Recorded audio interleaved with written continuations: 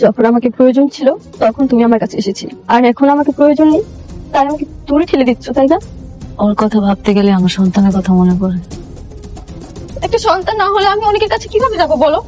এই অপারেশনটা যদি সাকসেসফুল হয় তাহলে তো আমি অনেকের কাছে যেতে পারবো। শুনেন, আপনাদের এই আবাসিক প্রকল্পের কার্যক্রম কোন সরকারি বিধিনিষেধ মেনে তৈরি হচ্ছে না। আপনার শরীরে আরো কিছু প্রবলেম আছে, হ্যাঁ, যে কারণে এই অপারেশনটা আপনার জন্য সত্যি খুব রিস্কি। আমি তো দেখতেছি সবকিছু মোটামুটি ঠিকই আছে। কাল নতুন করে তদন্ত হবে আর আমি সেখানে থাকবো। তাহলে তো খুব ভালো।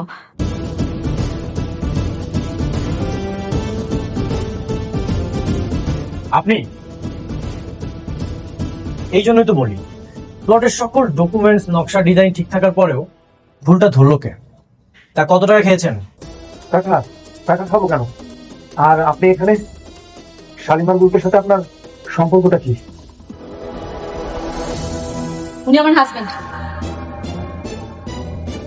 ও আচ্ছা, তাহলে তোমরা দুজন আবার মিলে গেছো। চোনরা তো হাজবেন্ড ওয়াইফের মধ্যে থার্ড পার্সন আসলে সেই ঝামেলাটা বেশিক্ষণ থাকে না। কেন জানিস? কারণ হাজবেন্ড ওয়াইফের রিলেশন পার্মানেন্ট, আর এটা একটা পবিত্র বন্ধন।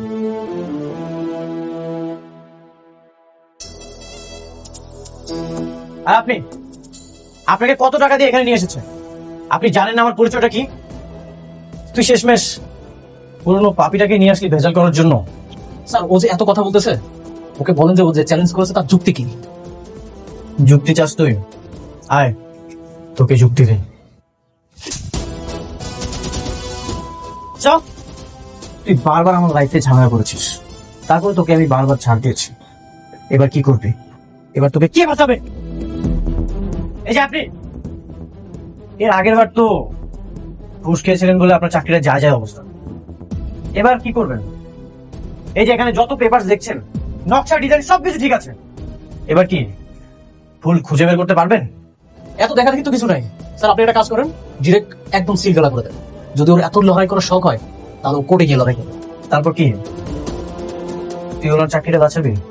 আচ্ছা ঠিক আছে, মানলাম আমার না হয় সময় লাগবে, কিন্তু আমি তো কাউকেই ছাড়বো না। এই যে আপনাকে সব পেপারস ওকে থাকার পরেও আপনি যে প্লটের কাজে বাধা দিয়েছেন, হয়রানির অভিযোগে আপনার তো চাকরিটা চলে যাবে। তখন আপনি কি করবেন? আপনার তো জেলও হতে পারে। স্যার, আপনি কি ওর কথায় ভয় করতেছেন? ভয় করার কোনো কারণ নেই। ও এখন একটা রাস্তার ফকির, ওর কোনো ক্ষমতা নেই, আপনার কিচ্ছু করতে পারবে না। না না, আমি আর কোনো রিস্ক নিতে চাই না। আপনারা কাজ শুরু করুন আনিক সাহেব, আমি পেপার সাইন করে দিয়ে যাচ্ছি। Thank you. মানে ওকে করবেন মানে? শুনেন, আপনাকে যে আমি এতগুলো টাকা দিলাম তার কি হবে? আপনি যদি ওকে করেন তাহলে কিন্তু আপনাকে সব টাকা ফেরত দিয়ে যেতে হবে। আজলামও করেন। আপনি এখান থেকে চলে যান, বাকি ব্যবস্থা আমি করছি। আরে আপনি কই? একদম কাজটা একদম ঠিক করিস না, তো কিন্তু এটা ভালো হবে না। দেখ, এটা কিন্তু বেশি, আমি কিন্তু তোকে দেখে নেবো। তুই কিন্তু ভালো করতেছিস না কাজটা, আগামী না। তুই আগামী।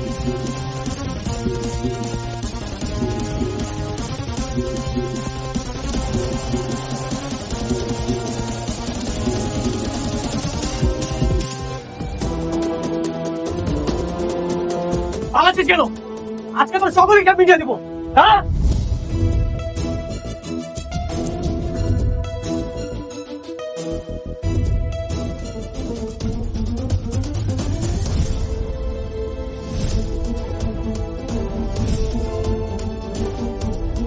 বাঁচতে চাইলে আর কখনো আমার সামনে আসিস না, বেঁচে ফিরতে পারবি না।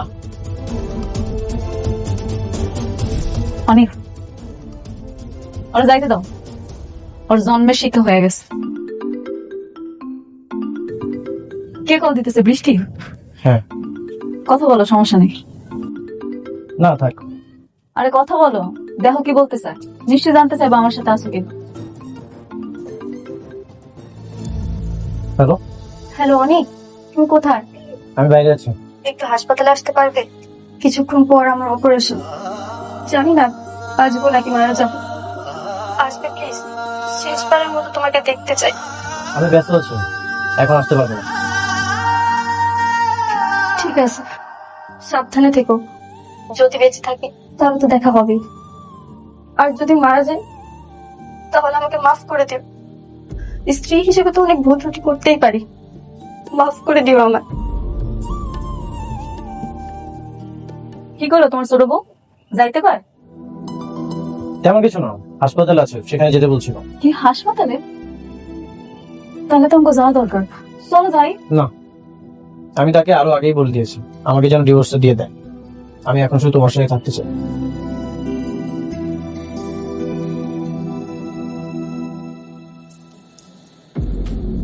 কি বলবো, আসবে?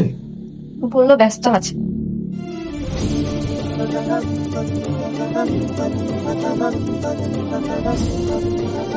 মা, আরেকটা ভেবে দেখ, এত বড় একটা রিস্কি অপারেশন, একটু ভেবে দেখ মা। চিন্তা করো না বাবা, তোমার মেয়ে তোমার কাছে এবার সুস্থ হয়ে ফিরে আসবে।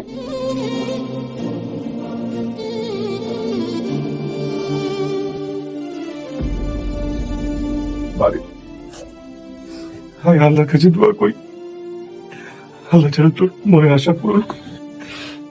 ভালো থাকিস মা। সাব্বির, তুমি আমার বাবার দিকে খেয়াল রেখো।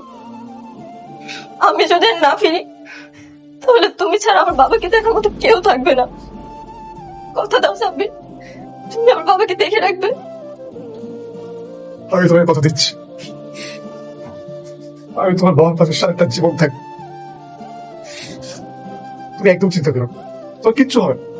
আমার মন বলছে তোমার কিচ্ছু হবে। আপু, মা, তুই আমার সাহসী মেয়ে না, তুই আমার যোদ্ধা হবে না। কিচ্ছু হবে না, কিচ্ছু হবে না আমাদের। কাঁদিস না মা, আমরা আমার সবাই একসাথে থাকবো মা। কাঁদিস না মা। চল, আল্লাহ রাখে যা, কেমন যা।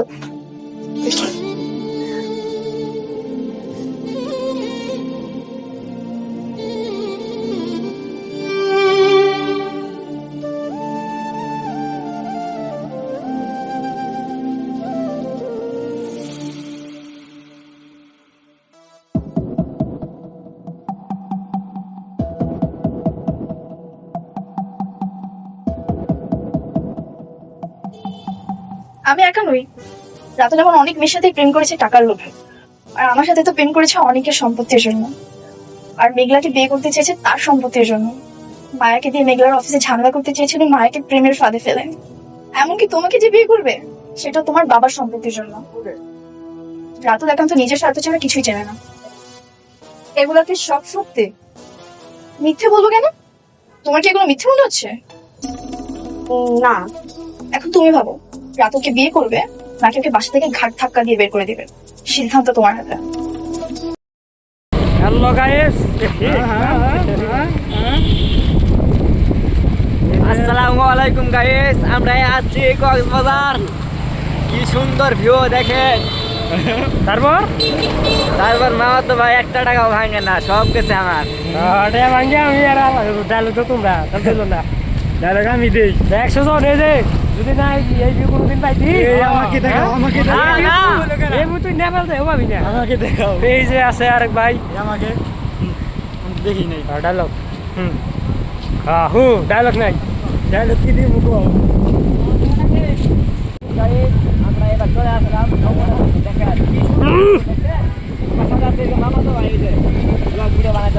আমি ভিডিও করতেছি। এ দুলা না ভাইটা লিখলাম কালার।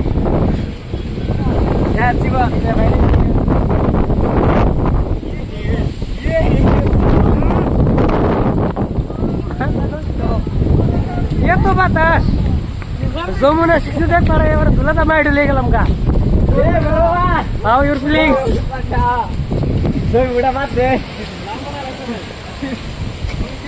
আসসালামু আলাইকুম গাইস, আমরা এবার চলে আসলাম যমুনা সেতু। দেখেন কি সুন্দর ভিউ, দেখছেন? আমার সাথে আছে এই যে মামা তো ভাই, এই যে ব্লগ ভিডিও বানাইতেছে। এই যে দেখেন, এই যে ভাতিজা দেখছেন। আরে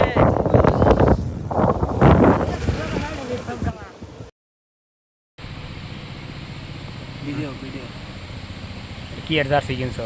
পর্তুগালে, এই যে নাম্বা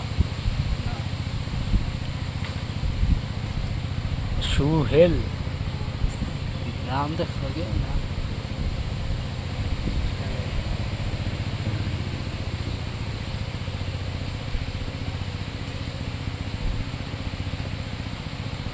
বন্ধ করো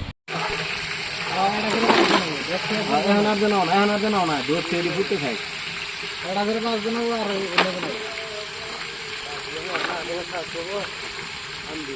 জোড়ি নিয়ে যাবে তোমরা যেটা থাকে ব্যক্তি তোমরা নিয়ে যাবে টাকা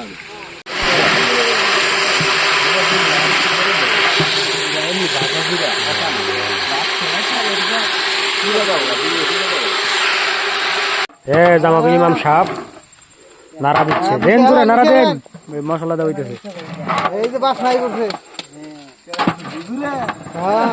তার আইলি এলা দুদুর শুনে দেখো কোতে কোয়া না না তল্লা ধরো না হ্যাঁ গরুর গোস্ত একদম কষাই না তরকারি মশলা দিয়ে 2.5 কেজি মাংস পাতিলে তলা তো পুরা ধরছে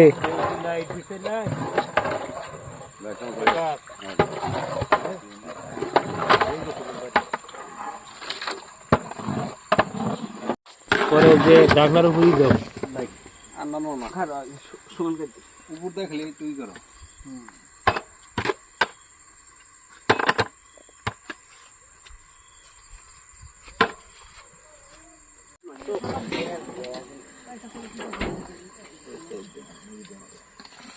মুড়িদা দে মাঝখানে একটু ডাল দে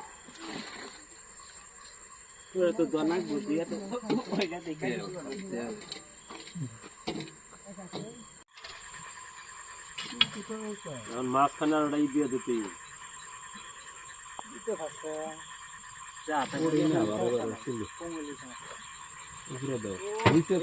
বিরিয়ানি খাবার আয়া মুর্শিদে ঘুমাই পড়ছে বিরিয়ানি ভাগ করতে করতে রাত বেজে গেছে 2টা আর আধা ঘন্টা পরে এদেরকে ডাক দিয়ে বিরিয়ানি দিয়ে দেওয়া হবে এই যে সাথে আছে জনগণ এই যে আরেকজন সাথে আমিও আছি আমাদের এলাকায় গরিব মসজিদ মুসলিম নাই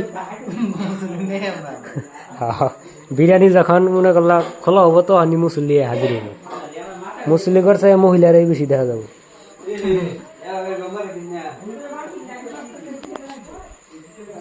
আজকে বিরিয়ানি খাবো ও যে টাইম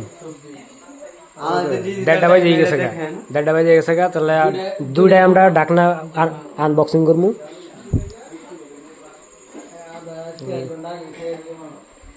বিরিয়ানি আনবক্সিং করা হয়েছে বিরিয়ানি বাসনা তো এলাকার বাড়ি বাজার বাইকনা যারা আছো যারা পয়সা দিছ তোমাদের জন্য 1 বালতি সমবেদনা কারণ তোমরা এই বিরিয়ানি উপস্থিত থাকিয়া গানটা নিতে পারছো না আমরা আন্তরিকভাবে দুঃখিত সাথে আছে আমি এই যে আরেকজন আছে এই যে আছে এই যে সবাই আছে এখন প্যাকেটিং করো ঠিক আছে তোমারটা লাগিয়েছি আগে রুটি এডি ভরাও আরে মুটি কাছে শাবাশ এই নাও বাড়াবাড়ি শেষ প্যাকেটিং করা শেষ এখন বিতরণ করবো গোনা হচ্ছে এই যে জনগণ বিরিয়ানির জন্য রাত 2টার সময় সিরিয়াল দিছে